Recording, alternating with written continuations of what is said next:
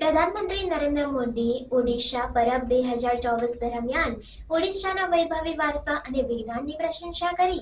તેમણે કોણાર્કના સૂર્ય મંદિર અને અન્ય પ્રાચીન મંદિરોના વૈજ્ઞાનિક મહત્વ પર પ્રકાશ પાડ્યો.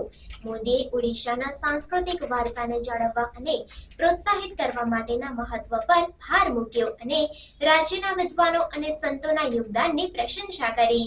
साथियों, ओडिशा अपनी सांस्कृतिक समृद्धि के कारण हमेशा से खास रहा है।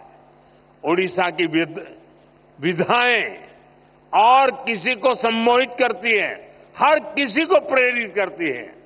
यहाँ का ओडिसी नृत्य हो, ओडिशा की पेंटिंग्स हो, यहाँ जितनी जीवंतता पट्टचित्रों में देखने को मिलती है, उतनी ही बेमिसाल हमारे आदिवासी कला की प्रतीक सौराज चित्रकारी भी होती है। संबलपुरी, बोमकाई और कोटपात बुनकरों की कारीगरी भी हमें ओडिशा में देखने को मिलती है।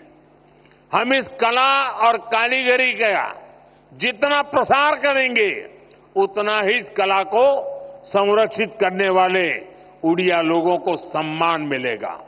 साथियों, हमारे उड़ीसा के पास वास्तु और विज्ञान की भी इतनी बड़ी धरोहर है।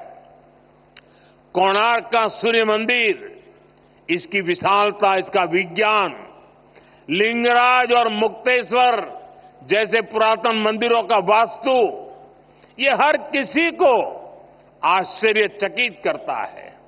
आज लोग जब इन्हें देखते हैं तो सोचने पर मजबूर हो जाते हैं कि सैकड़ों साल पहले भी ओडिशा के लोग विज्ञान में इतने आगे थे। साथियों, ओडिशा पर्यटन की दृष्टि से अपार संभावनाओं की धरती है। हमें इन संभावनाओं को धरातल पर उतारने के लिए कई आयामों में काम करना है। आप देख रहे हैं, आज ओडिशा के साथ साथ देश में भी ऐसी सरकार है जो ओडिशा की धरोहरों का, उसकी पहचान का सम्मान करती है। आपने देखा होगा, पिछले साल हमारे यहां G20 का सम्मेलन हुआ था। हमने G20 के दौरान इतने सारे देशों के राष्ट्राध्यक्षों और राजनयिकों के सामने सूर्य मंदिर की ही भव्य तस्वीर को प्रस्तुत किया था। मुझे खुशी है कि महाप्रभु जगन्नाथ मंदिर परिसर के सभी 4 द्वार खुल चुके हैं। मंदिर का रत्न भंडार भी खोल दिया गया है। साथियों, हमें ओडिशा की हर पहचान को दुनिया को बताने के लिए भी और भी इनोवेटिव कदम उठाने हैं। जैसे हम बाली यात्रा को और पॉपुलर बनाने के लिए बाली यात्रा दिवस घोषित कर सकते हैं, उसका अंतर्राष्ट्रीय मंच पर प्रचार कर सकते हैं। हम ओडिसी नृत्य जैसी कलाओं के लिए ओडिसी दिवस मनाने की शुरुआत कर सकते हैं। विभिन्न आदिवासी धरोहरों को सेलिब्रेट करने के लिए भी नई परंपराएं शुरू की जा सकती है। इसके लिए स्कूल और कॉलेजों में विशेष आयोजन किए जा सकते हैं।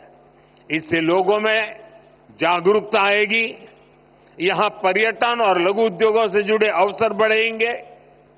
कुछ ही दिनों बाद प्रवासी भारतीय सम्मेलन भी, विश्व भर के लोग इस बार उड़ीसा में भुवनेश्वर में आने वाले हैं। प्रवासी भारतीय दिवस पहली बार उड़ीसा में हो रहा है। ये सम्मेलन भी उड़ीसा के लिए बहुत बड़ा अवसर बनने वाला है।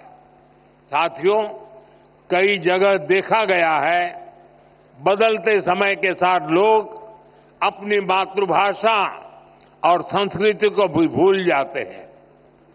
लेकिन मैंने देखा है, उड़िया समाज चाहे जहां भी रहे, अपनी संस्कृति, अपनी भाषा, अपने पर्व त्योहारों को लेकर हमेशा से बहुत उत्साहित रहा है। मातृभाषा और संस्कृति की शक्ति कैसे हमें अपनी जमीन से जोड़े रखती है, ये मैंने कुछ दिन पहले ही दक्षिण अमेरिका के देश गयाना में भी देखा। करीब 200 साल पहले भारत से सैकड़ों मजदूर गए, लेकिन वो अपने साथ रामचरितमानस ले गए, राम का नाम ले गए। इससे आज भी उनका नाता भारत भूमि से जुड़ा हुआ है। अपनी विरासत को इसी तरह सहेज कर रखते हुए जब विकास होता है तो उसका लाभ हर किसी तक पहुंचता है। इसी तरह हम ओडिशा को भी नई ऊंचाई पर पहुंचा सकते हैं।